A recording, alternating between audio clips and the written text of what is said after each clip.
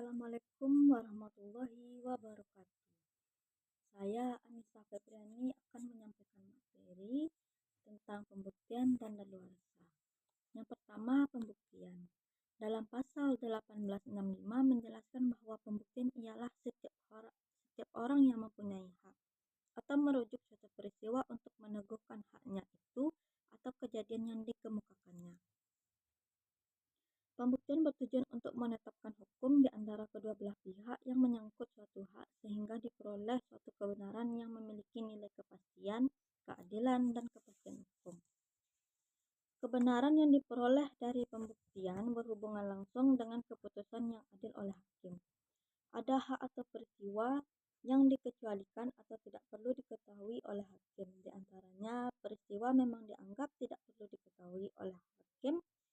Yang kedua, hakim secara menyeluruh dianggap mengenal peristiwanya, tidak perlu pembuktian lebih lanjut. Dan yang ketiga, pengetahuan tentang pengalaman. Dalam mencari kebenaran dan menetapkan peristiwa, wajib membuktikan atau mengajukan alat-alat bukti yang berkepentingan dalam suatu perkara atau suatu peristiwa, yang berkepentingan bahwa gugatannya dikabul atau ditolak. Beban pembuktian kedua belah pihak, baik penggugat maupun tergugat, dapat dibebani dengan pembuktian, terutama penggugat yang wajib membuktikan peristiwa yang diajukannya, sedangkan yang tergugat berkewajiban membuktikan kebenaran bantahannya. Dalam hal ini, ada beberapa teori tentang beban pembuktian, yakni yang pertama, teori yang bersifat menguatkan belaka. Yang kedua, teori hukum subjektif. Yang ketiga, teori hukum objektif. Yang keempat, teori hukum publik. Dan yang terakhir, teori hukum acara. Dalam pasal 1866 KUHP Perdata ada beberapa alat pembuktian, yaitu bukti tertulis, bukti saksi, bukti prasangkaan, bukti pengakuan, dan bukti sumpah. Dalam pelaksanaan pembuktian dalam perkara perdata berdasarkan kepada asas-asas yang berlaku secara universal dalam acara peradilan, perdata sebagai pedoman agar tujuan dari pentingnya pembuktian dalam hukum dapat ditegakkan dengan sebenarnya. Beberapa asas dalam pembuktian tersebut ialah yang pertama, asas audi et alteram partem, yakni hakim wajib mendengar kedua belah pihak. Diwajibkan kepada hakim untuk memberikan kesempatan kepada para pihak yang bersengketa untuk menyampaikan dalil-dalilnya. Yang kedua, asas ius curia novit, hakim dianggap tahu tentang hukum terhadap perkara yang sedang diadilinya. Yang ketiga, asas nemo in propria causa testis et sedebet, setiap orang tidak boleh menjadi saksi dirinya sendiri. Yang keempat, asas nemo plus juris et alium transfer potes quam ipse habet, setiap orang tidak boleh mengalihkan hak kepada pihak lain yang melebihi haknya sendiri. Yang kelima, asas billig hei, kedudukan, hak, kewajiban, dan tanggung jawab para pihak harus seimbang. Dan yang terakhir, asas ultra petita, suatu asas yang membatasi hakim sehingga hakim hanya boleh mengabulkan oleh yang dituntut. Hakim dilarang mengabulkan melebihi apa yang dituntut. Dalam pembuktian ada beberapa prinsip, yaitu yang pertama bertujuan untuk mencari kebenaran formil. Yang kedua, siapa yang mengaku memiliki hak wajib membuktikannya. Yang ketiga, fakta-fakta tidak perlu dibuktikan.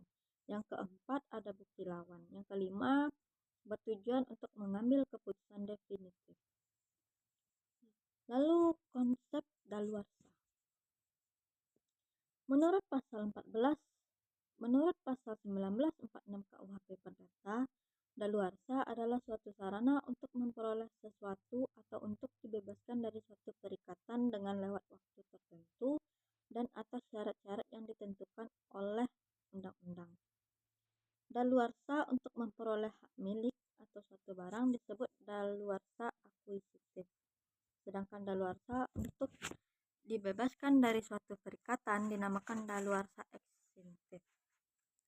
Pasal 1967 KUHP Perdata menjelaskan bahwa semua tuntutan hukum, baik yang bersifat kebendaan maupun yang bersifat perorangan, hapus karena lewat waktu dengan lewatnya waktu 30 tahun. Sedangkan orang yang menunjuk adanya lewat waktu tidak usah menunjukkan suatu alas hak dan terhadapnya tidak dapat diajukan suatu tangkisan yang didasarkan pada itikat buruk. Masuk kepada macam-macam daluarsa. Yang pertama, akuisitif berjaring adalah lewat waktu sebagai cara memperoleh hak milik atas suatu benda. Syarat adanya daluarsa ini harus ada itikat baik dari pihak yang menguasai benda tersebut.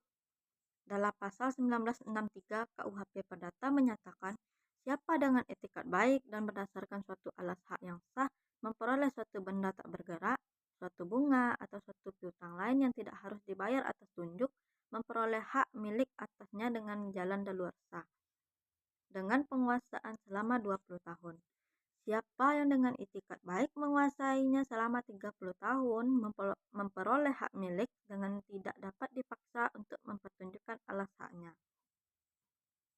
Yang kedua, ekstintif berjaring adalah seseorang yang dapat dibebaskan dari suatu penagihan atau tuntutan hukum oleh undang-undang yang ditetapkan bahwa dengan lewatnya waktu 30 tahun, setiap orang dibebaskan dari semua penagihan atau tuntutan hukum. Ini berarti bila seseorang digugat untuk membayar suatu hutang yang sudah lebih dari 30 tahun, ia dapat menolak gugatan itu dengan hanya mengajukan bahwa ia selama 30 tahun belum pernah menerima tuntutan atau gugatan itu. Pelepasan daluarsa dibagi menjadi dua, yaitu dilakukan secara tegas. Seseorang yang melakukan perikatan tidak diperkenankan melepaskan daluarsa sebelum tiba waktunya. Yang kedua, dilakukan secara diam-diam. Pelepasan yang dilakukan secara diam-diam ini terjadi karena si pemegang daluarsa tidak ingin mempergunakan haknya dalam sebuah perikatan. Perikatan atau perjanjian terhapus karena beberapa hal, yaitu jangka waktu berakhir, pelaksanaan objek perjanjian telah dilaksanakan suatu prestasi oleh para pihak, pemutusan perjanjian secara pihak, putusan pengadilan pihak pekerja telah melakukan pencurian barang di perusahaan, kebatalan atau pembatalan. Pada dasarnya perjanjian dapat dimintakan pembatalan oleh salah satu pihak yang dirugikan apabila yang pertama, tidak cakap hukum dalam membuat perjanjian yang terdapat pada pasal 1330 KUHP Perdata. Yang kedua, perjanjian bertentangan dengan undang-undang, ketertiban umum, dan kesusilaan.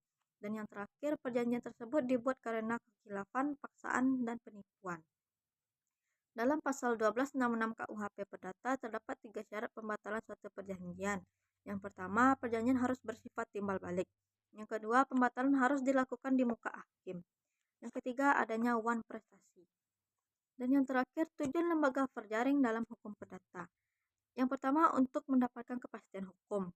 Fungsi pertama dan terpenting dari daluarsa adalah mengakhiri ketidakpastian. Yang kedua, penerbitan bukti. Setelah waktu yang sangat lama, dokumen bukti seringkali hilang, saksi meninggal, atau ingatan manusia kabur.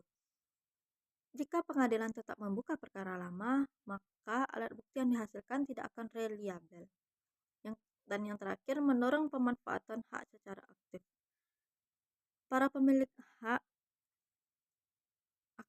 pemilik hak akan dihukum jika ia memiliki hak dengan lalai. Hukum perdata menganut prinsip bahwa hak harus digunakan.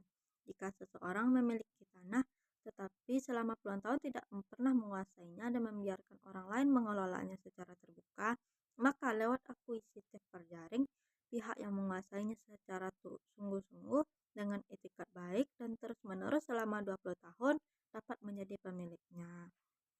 Sekian materi dari saya. Assalamualaikum warahmatullahi wabarakatuh.